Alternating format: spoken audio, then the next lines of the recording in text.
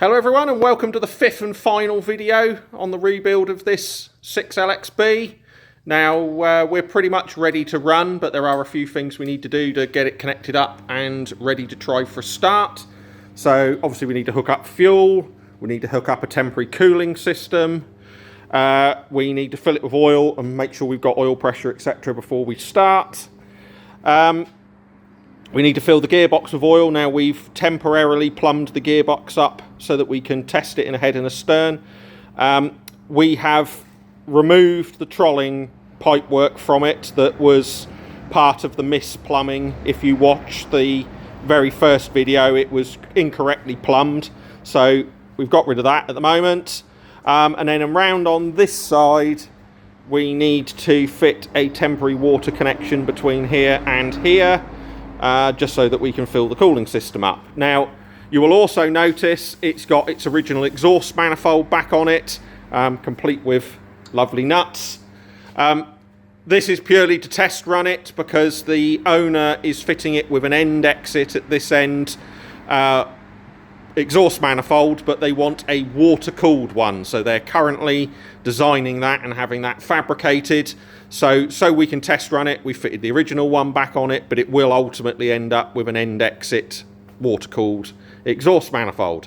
So anyway, we'll get this water on connected and then connect up the fuel and bring you back when we're ready to start priming up the fuel system.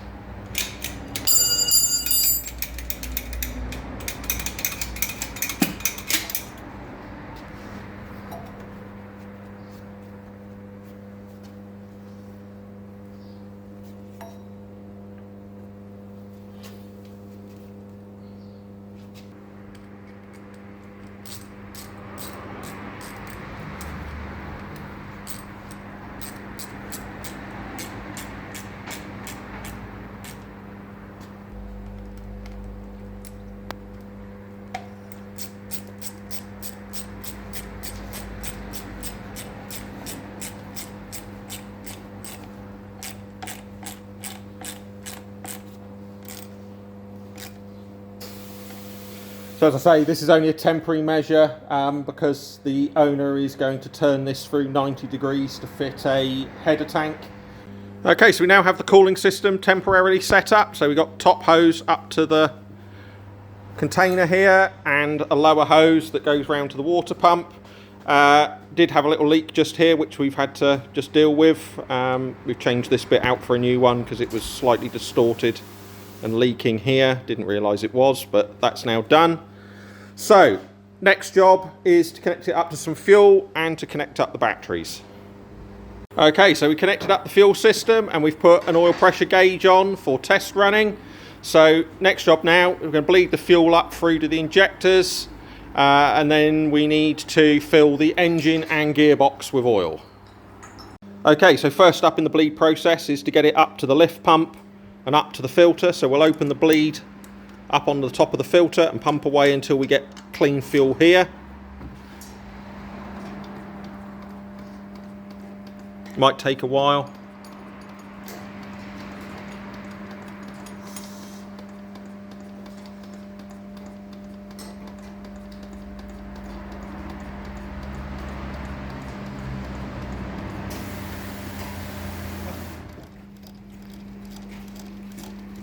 We've got fuel up to the filter here, so the next job is to bleed fuel through to both these chambers. We have diesel up to this one, so I'll just mop that up and move on to this one here. There we go, diesel to there.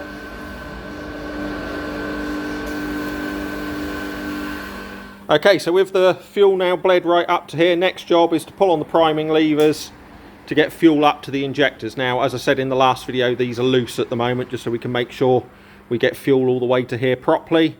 Now, a couple of these won't prime because of the position the engine is in, so we will have to turn it a bit to be able to do all 6. So we'll do that now.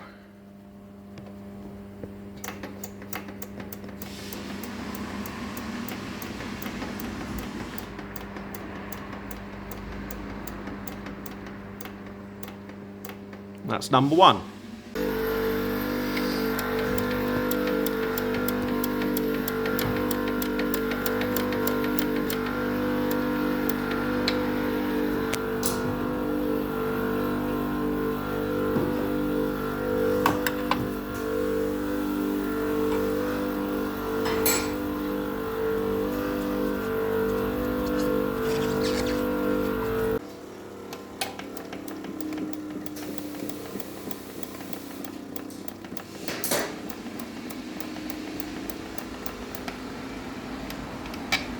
So number 4 I can't prime.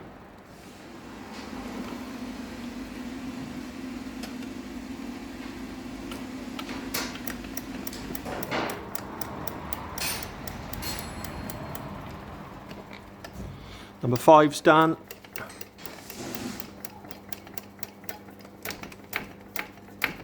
There we go. So it's only number 4 that still needs doing, but I'll turn the engine for that. Okay, so with the fuel all bled up to the injectors now, we just need to get the engine and gearbox full of oil. So we will put some oil in the filter, and then down in through the top of the rockers is where most of the oil fill will go, and that makes sure that all the rockers are lubricated, all the valves, right down through over the cam and into the bottom end. So that makes sure that it's got the best chance of all being lubricated. Obviously when it went together it had assembly grease on it all, so we're okay there. And the gearbox is a case of just fill it up to the max line, and that should be good. So we will do that now.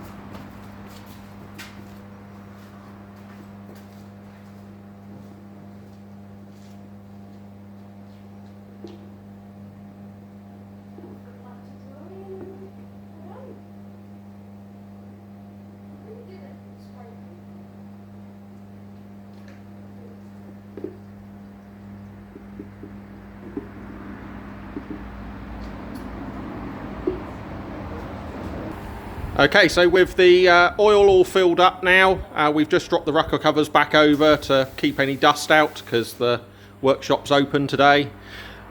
So next job is to crank it with the fuel shut off and the decompressors open, just to register oil pressure, make sure that's all okay. Once we've done that, we can go for a start. Okay, so we've got the stop in, both decompressors up. So I'll just take the rocker covers back off.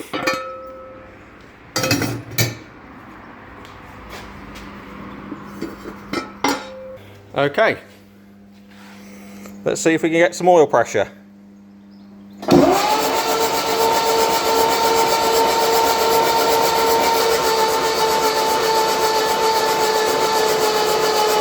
Oh, that moved. Try that again.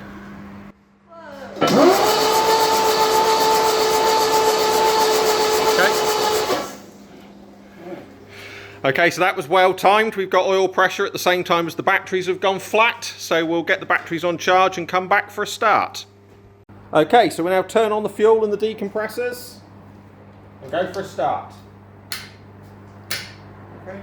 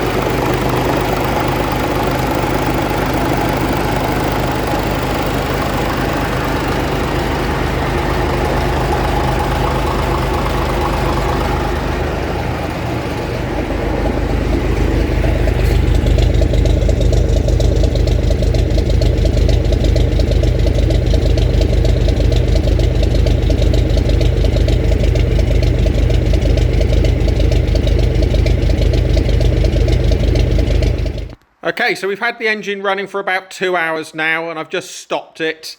We're about to do oil pressure settings, but we've noticed that we've got a little bit of a leak on the bottom of the fuel filter assembly here. So we'll deal with this, get the engine restarted, and then deal with getting the oil pressure set.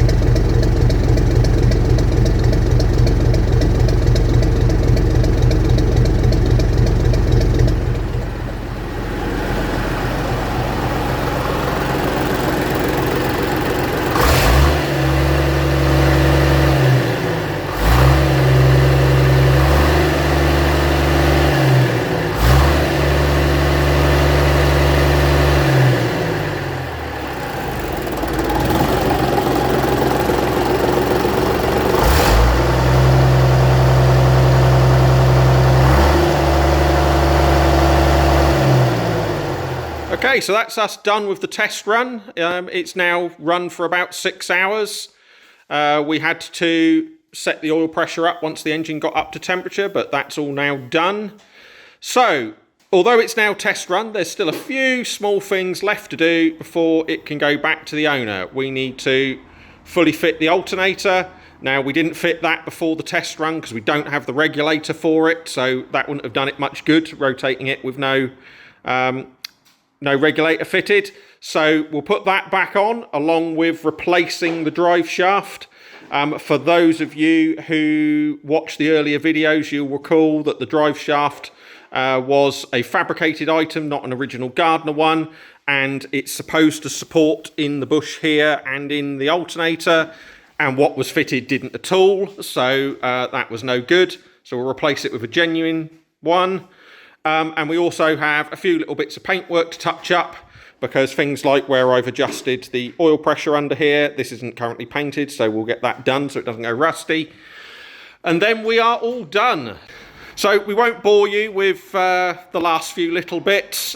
So we hope you've enjoyed watching this series. Now we'll be back onto a few of the other projects very soon, so watch this space for videos on the Cromwell 2LS. Or the Dorman 2RB. We also have a couple of upcoming projects that you'll see soon. So we thank you for watching. See you next time.